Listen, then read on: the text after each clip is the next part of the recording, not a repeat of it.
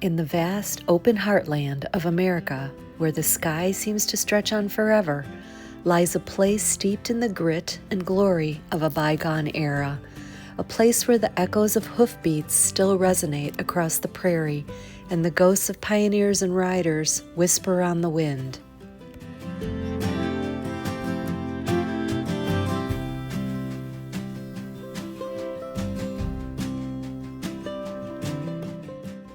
The year is 1859. The great American West is a vast, untamed wilderness. A new mode of communication, faster than anything before, is about to be born. It's called the Pony Express, and it will change the face of America forever.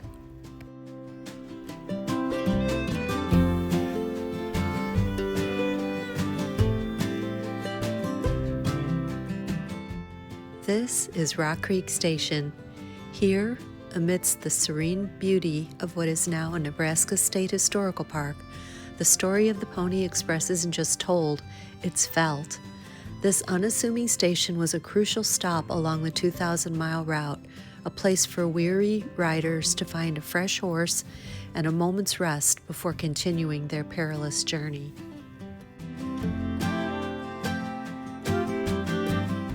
All right, everyone, let's saddle up and explore this incredible place where history comes to life. Okay, we are here at Rock Creek Station State Park in Nebraska, and they have this amazing replica of the covered wagon with the oxen pulling. I'd love to get up in that seat. Look at the handbrake. Look at the wheels, the tires. Yeah.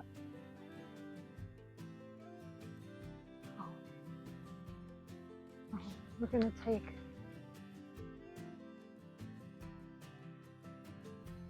the trail. The center part is spoked. The landscaping is spoked like a wheel. It's very clever.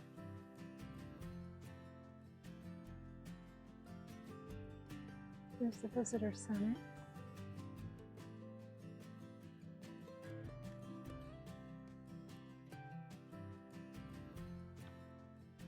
All right, let's go check it out.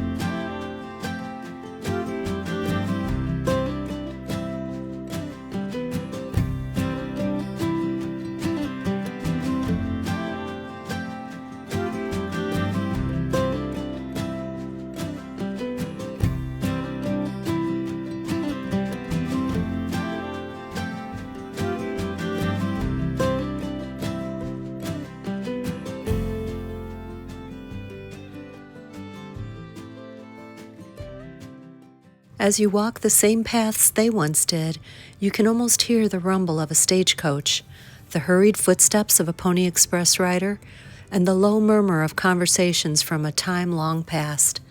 The creek still flows, a timeless witness to the history that unfolded here. The prairie grasses still sway, a testament to the endurance of this land and the people who tamed it.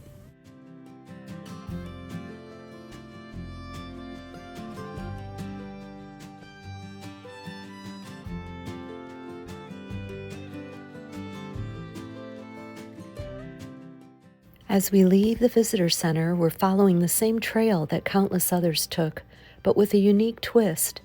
We're heading toward the famous Rock Creek, but we're not quite there yet. The path ahead leads us down, beckoning us toward the heart of this historic site. Notice how the landscape begins to change, the trees and the creek bed hinting at the life that once thrived here.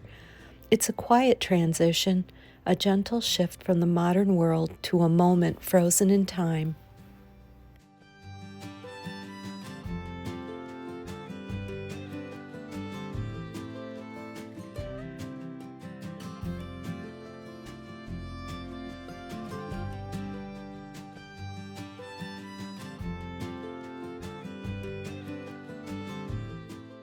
While the Pony Express carried the most urgent government and commercial mail, this building served as the official post office for the local community. It was a vital link to the outside world for the settlers and road ranchers in the area, a place where letters from loved ones and news from the East could finally arrive. The simple counter and cubby holes inside tell a quiet story of hope and connection, a reminder that even in the vastness of the frontier, communication was a lifeline.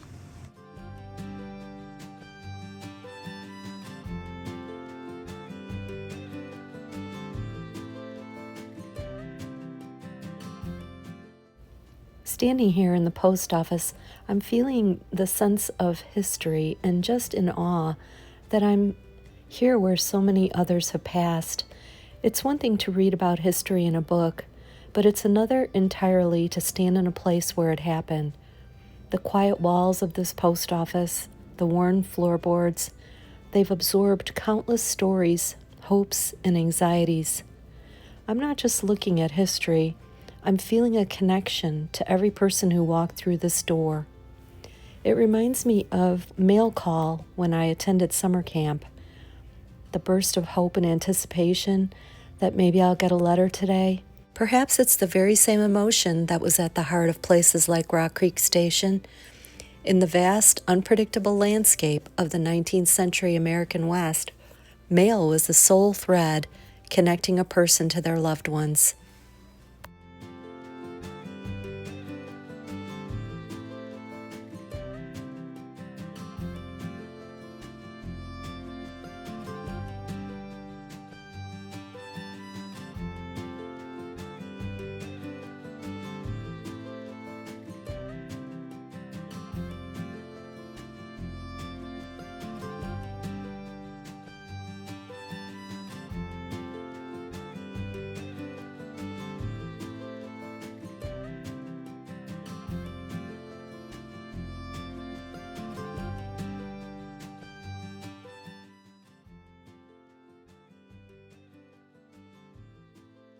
These purple flowers are so beautiful. You see them, the little tiny, look like little buttercups. Everywhere.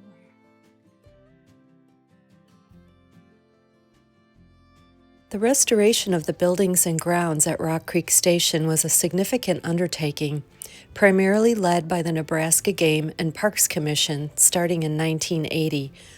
The restoration was not a simple repair. It was a full-scale reconstruction effort based on extensive historical and archaeological research. Before any rebuilding began, archaeologists thoroughly investigated and excavated the sites of the two original ranches, the East and West ranches, that existed between 1858 and 1860. This meticulous work uncovered the foundations of the original buildings and yielded thousands of artifacts from the period. This building is the West Ranch Cabin, and it was used as a road ranch.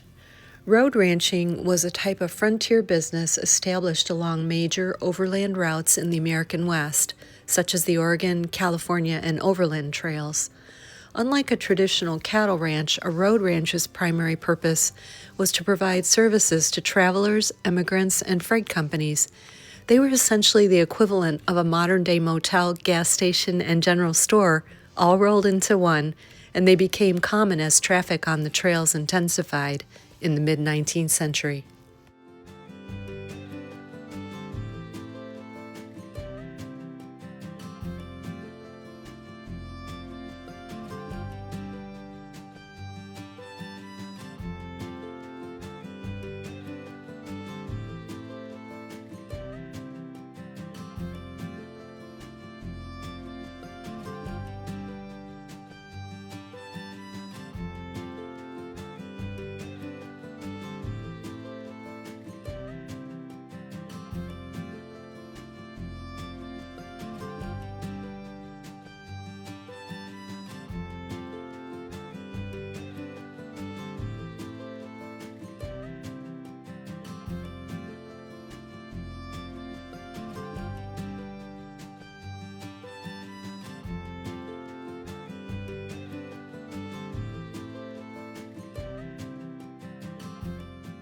The Conestoga wagon was a heavy-duty freight wagon, often referred to as the 18-wheeler of its day. It was designed for hauling large, heavy loads of goods over long distances on the relatively well-established roads of the East. These wagons were massive, with a distinct curved floor that prevented cargo from shifting on hilly terrain. They were typically pulled by a team of 6 to 8 horses or mules. Conestoga wagons were rarely used by pioneers on the Oregon and California trails. They were too heavy and cumbersome for the rough, unmaintained trails, difficult river crossings, and mountain passes of the West. The weight of the wagon alone would have exhausted the draft animals before the journey was half complete. The prairie schooner was the wagon of choice for the pioneers heading west. It was a lighter, more practical vehicle designed for carrying a family's belongings. In just a moment, we'll cross that bridge where we'll explore the Pony Express corral and barn, the toll cabin, the bunkhouse, and the East Ranch cabin. But I'm getting ahead of myself. Let's focus on Rock Creek, which was the very lifeblood of this station.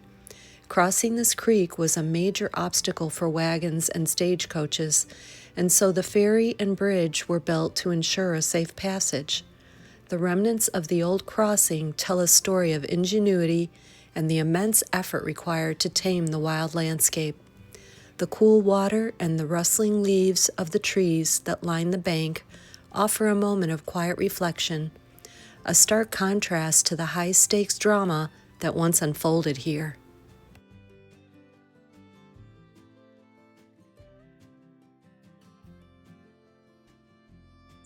Toll bridge that was erected later so that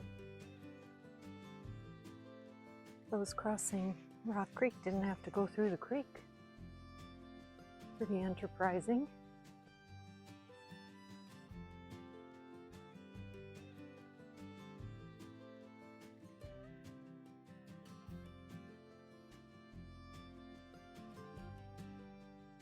Still paying tolls today.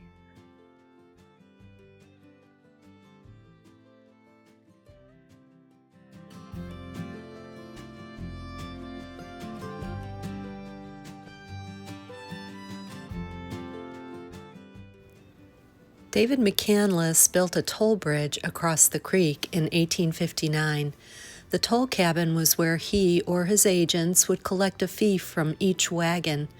This was a significant source of income, as the alternative was a difficult and time-consuming ford across the rocky creek bed.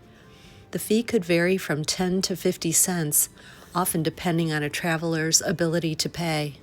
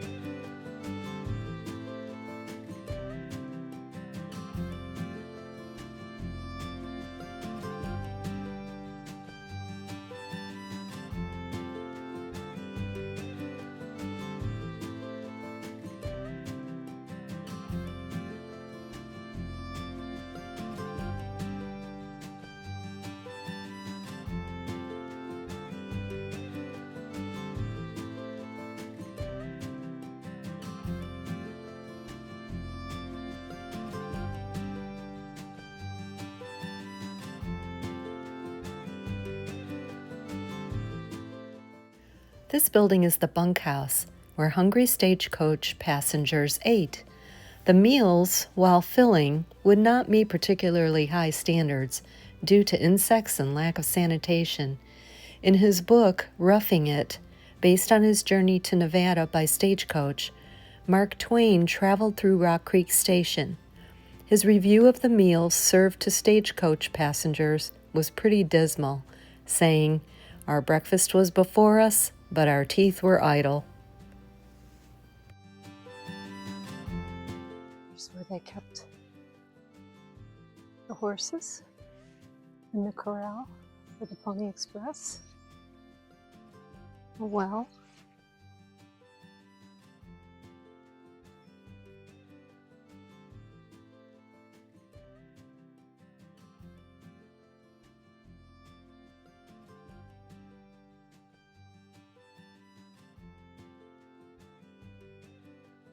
This is interesting.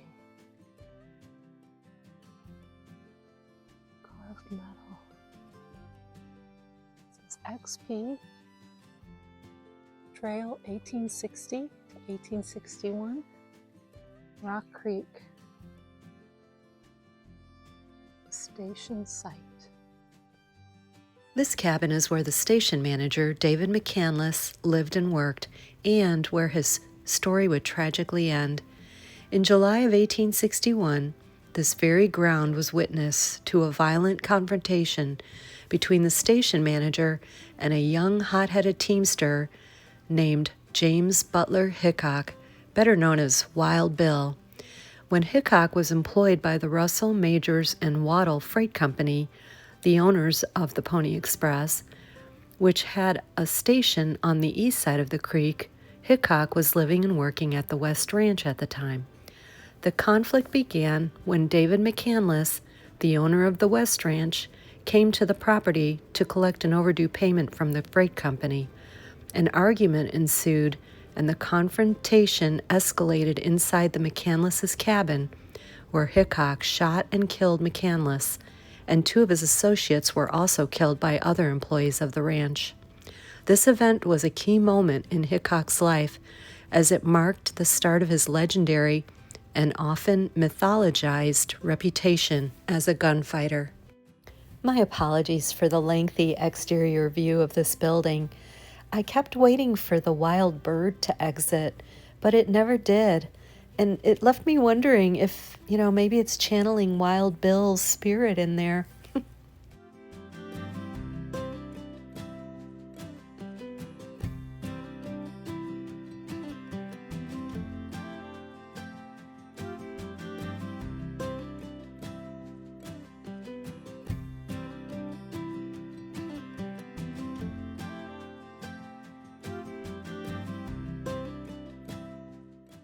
Heading to the heart of the operation, the barn and stable. This isn't just a place to shelter animals. It was the engine of the Pony Express. Inside you can still feel the energy of a hurried changeover. Imagine a Pony Express rider, exhausted and caked in trail dust, leaping from his saddle as a fresh horse, already saddled and ready, is let out. The entire process of swapping a rider and a mailbag took a mere 2 minutes. A breathtaking feat of efficiency that kept the nation's most urgent messages flying across the continent. The stalls, the feed troughs, the scent of hay, it all paints a vivid picture of the relentless pace and disciplined routine that made the Pony Express legendary. No frontier station was complete without a skilled tradesman. This was where the horses were shod, wagons were repaired, and essential tools were forged.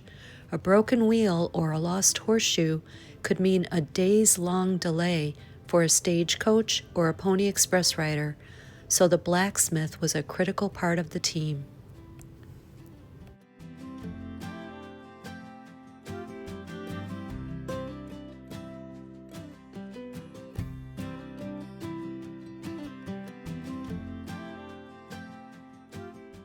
Oxen were the preferred draft animals for most immigrants traveling on the Oregon Trail.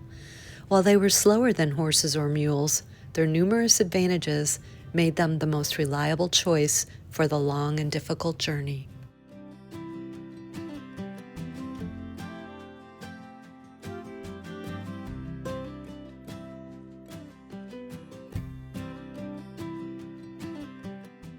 The Pony Express had strict requirements for its riders due to the need for speed and endurance.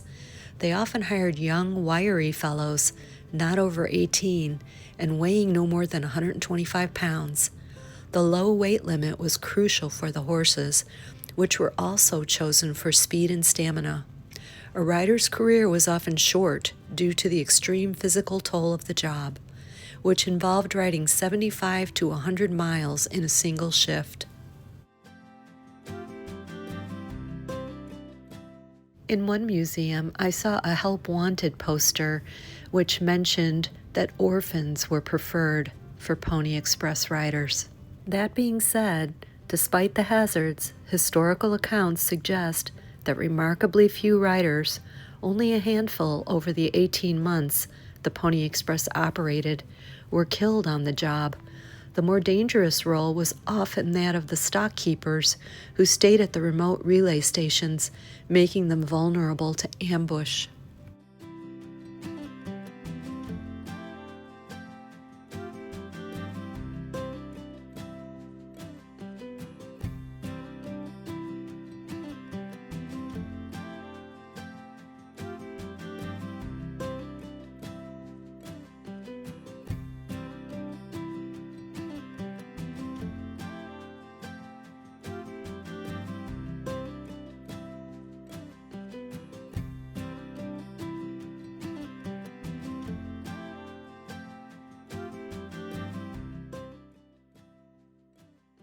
Another tree with tales to tell. It's a big one. And back over the toll bridge.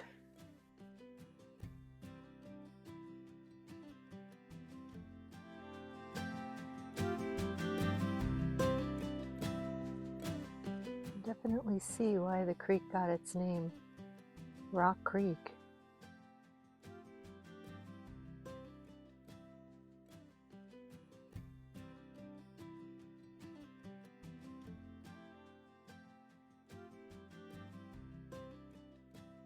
I thought this was a clever representation of the many wagons that crossed Rock Creek before the toll bridge was built.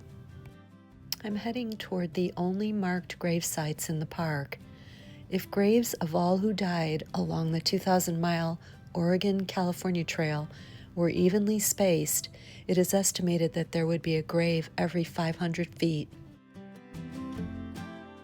The historic trail ruts at Rock Creek Station are considered some of the most dramatic and pristine in southeastern Nebraska. They serve as a tangible and powerful connection to the past, showing the exact path taken by countless wagons on the Oregon and California trails. These ruts are not a single, narrow path. Instead, they often appear as a series of parallel grooves or a wider, sunken depression called a swale.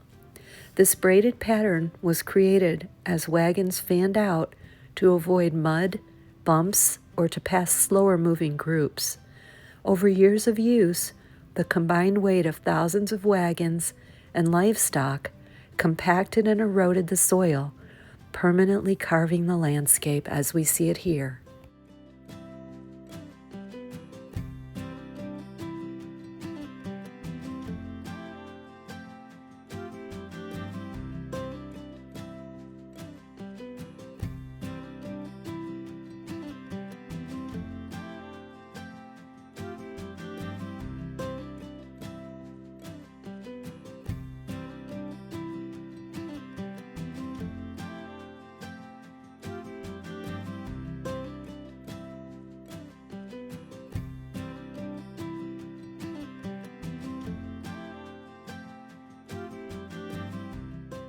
So I'm on the self-guided walking tour at Rock Creek Station, State Historic Park, and it says that this was an expedition of John C. Fremont, guided by the famed mountain man Kit Carson. Both men carved their names into a sandstone bluff half a mile downstream from the Rock Creek crossing. The bluff was undercut and sloughed into the creek in the 70s. The maps Fremont created were followed by thousands of immigrants heading west and earned him the nickname the Pathfinder. I like that. So if you ever find yourself drawn to the stories of pioneers, to the legends of the Pony Express, and to the untamed spirit of the American frontier, find your way to Rock Creek Station. It's more than just a stop on the map. It's a journey into the heart of history, a place where the past is not just remembered, but truly alive. Until next time, happy trails.